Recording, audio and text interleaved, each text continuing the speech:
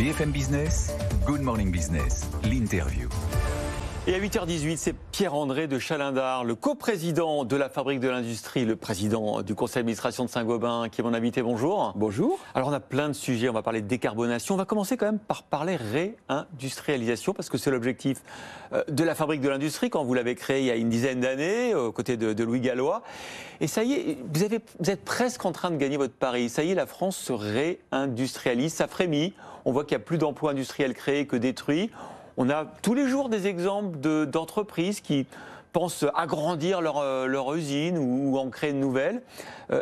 Est-ce qu'on est en train de gagner notre pari ? D'abord, il y a eu une prise de conscience qui a mis longtemps. Et maintenant, on a compris que l'industrie, c'était important pour un pays. Et la crise sanitaire, les crises géopolitiques qu'on voit en ce moment renforcent encore le besoin, si vous voulez, d'avoir une certaine autonomie sur le plan stratégique. Alors, on n'a pas encore fait tout ce qu'il fallait, puisque quand vous regardez le déficit de la balance commerciale, qui est quand même l'indicateur, 85 milliards. Et quand on regarde aussi, quand on se compare aux autres pays européens, on a beaucoup de chemin. Mais parce que en France, combien en Allemagne, 24%. Oui, et on a divisé par deux dans les 30 dernières années. Donc on a fait beaucoup de... vous savez, il y a une époque, on disait il n'y a plus besoin d'usines. Donc on est revenu en arrière là-dessus. Mais il ne faut pas non plus vouloir refaire le passé. Et donc, c'est pour ça que réindustrialiser, oui, il ne faut pas juste remettre en France des industries qui sont parties. On a vu qu'on avait des dépendances stratégiques, mais il faut, je crois, miser sur l'industrie dont on va avoir besoin, l'industrie du futur. La décarbonation de l'industrie, c'est un sujet. Je pense qu'il y a un peu un frémissement et qu'il y a une prise de conscience qui s'est faite. Il y a encore des sujets de compétitivité, il y a encore des sujets importants, mais on peut dire que j'espère qu'on a commencé à enrayer la pente. Alors qu'est-ce qu'il faudrait faire de plus pour accentuer encore ce mouvement? Alors on a eu cette émission spéciale hier, 18h-20h, faire réussir la France avec toutes les propositions des grands patrons, notamment bien sûr la baisse des impôts de production. C'est vraiment le nœud gorgien? Alors il y a un sujet de compétitivité, c'est clair, quand on compare, sachant qu'une bonne partie de nos déficits, il est avec les autres pays d'Europe. Ouais. Donc c'est pas le sujet des pays, ce qu'on appelait les pays à bas coût uniquement. Mais on a un problème de compétitivité, de coût du travail par rapport encore aux pays qui nous voisins. Alors les impôts de production, c'est un sujet important. On a commencé, il faut continuer. Je pense que sur les salaires intermédiaires aussi, on a encore, c'est ce qu'avait proposé Louis Gallois et qu'on n'a pas complètement écouté il y a quelques années, je pense qu'on a encore un problème de compétitivité. En fait, on fait peser en France... Et les cotisations sociales pour les transférer sur la TVA, par exemple. On a en France, si vous voulez, on fait porter sur le travail trop de choses par rapport à nos voisins, un peu plus que nos voisins. Et donc, il faudrait qu'on s'aligne un petit peu mieux sur ce que font nos voisins. Ça, c'est le sujet compétitivité. Après, il y a un sujet d'innovation, de R&D. Moi, je pense que, par exemple, en regardant les sujets du futur, je pense que le plan 2030 qui a été présenté il y a quelques mois, il va dans la bonne direction. Il faut que, comme l'ont fait les États-Unis, il faut du partenariat. Il faut du partenariat public-privé, des agences probablement pour investir sur les métiers du futur et pousser dans la bonne direction. Puis après, il y a aussi le sujet des PME. On n'a pas assez, on a un tissu de PME qui n'est pas assez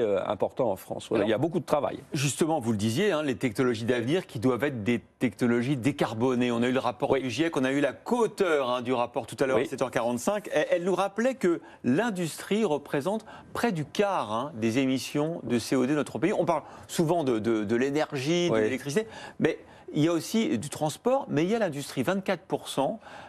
Il y a une prise de conscience désormais et des engagements. Il y a les industriels. Alors d'abord, c'est l'industrie qui a le plus réduit dans les 20 dernières années. Alors que les transports et le bâtiment, qui sont les gros, quand même les plus importants en France, n'ont pas beaucoup baissé. Donc c'est là qu'il faut porter le sujet. L'industrie a beaucoup travaillé et l'industrie est en train de travailler, puisqu'on a une augmentation des coûts de l'énergie importante. Il y a beaucoup d'entreprises, et la France est plutôt en avance de ce point de vue-là, les entreprises se sont engagées dans la voie de la décarbonation, avec des engagements de neutralité carbone à 2050, avec des feuilles de route. Ils y sont engagés parce qu'ils sont poussés par leurs salariés, ils sont poussés par leurs actionnaires, et qui voient que c'est un bon chemin, mais ça va coûter cher. Ça va coûter cher. Alors, ce qui se passe en ce moment avec la Russie et l'Ukraine, si vous voulez, l'augmentation très importante des prix de l'énergie qui avait commencé avant, c'est qu'en fait, on va voir que cette décarbonation, elle va coûter très cher, mais plus le prix de l'énergie est cher, et plus elle est rentable. Vous voyez le verre à moitié plein. J'essaye de voir le verre à moitié plein. Parce que l'inquiétude qu'on a depuis plusieurs jours et plusieurs semaines, c'est qu'au fond, on va essayer de se passer des hydrocarbures russes, du pétrole, du charbon, peut-être même du gaz. Le Conseil d'analyse économique dit qu'on pourrait aussi se passer du gaz sans un surcoût démentiel, sauf qu'on va chercher ailleurs des hydrocarbures, on va chercher du gaz de schiste, du pétrole de schiste américain, alors qu'on devrait accélérer vers la transformation. Mais si vous voulez, il y a une contradiction entre le court terme et le moyen terme. Moi, je pense qu'effectivement, à court terme, ce qui se passe en Russie et en Ukraine, c'est pas bon pour le climat. Les Allemands vont massivement augmenter le recours au charbon, donc on peut avoir l'impression que c'est pas bon. Je pense en fait que ça va à moyen terme, c'est pas mauvais, parce que si vous voulez, le prix de l'énergie, il augmente. Et on voit bien que le charbon, c'est pas la solution. Et donc, ça va accélérer l'utilisation de l'électricité décarbonée. Le sujet qu'on a en ce moment, c'est qu'on a des tarifications au niveau européen qui ne sont pas alignées sur les besoins de décarbonation. En gros, si vous voulez, l'électricité, aujourd'hui, elle a augmenté beaucoup et elle monte avec le prix du gaz, alors qu'on devrait décorréler ça. Le rapport relatif entre le nucléaire et les énergies renouvelables d'un côté et les fossiles de l'autre, il est plutôt favorable à la décarbonation du mix énergétique. Est-ce que ça veut dire, Pierre-André de Chalendar, je vous entends là parler de l'Europe et du prix européen de l'énergie, est-ce que ça veut dire qu'il faut assumer le fait qu'en France, on produit une énergie moins carbonée grâce notamment au nucléaire, et est-ce qu'il faut du coup plaider pour un prix français d'énergie ?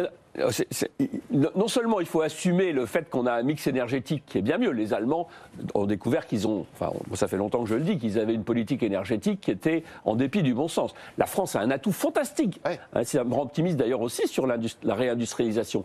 Il faut capitaliser sur notre... Sauf qu'on paye le prix européen. Voilà, exactement. Mais donc ça, il faut une réforme du prix, il faut une réforme de la tarification de l'électricité qui aujourd'hui était basée sur les théories de Marcel Boiteux du coût marginal. Mais si vous voulez, le coût marginal, quand vous avez du solaire, quand vous avez de l'éolien qui ne sont pas là tout le temps, il faut revoir la tarification de l'électricité.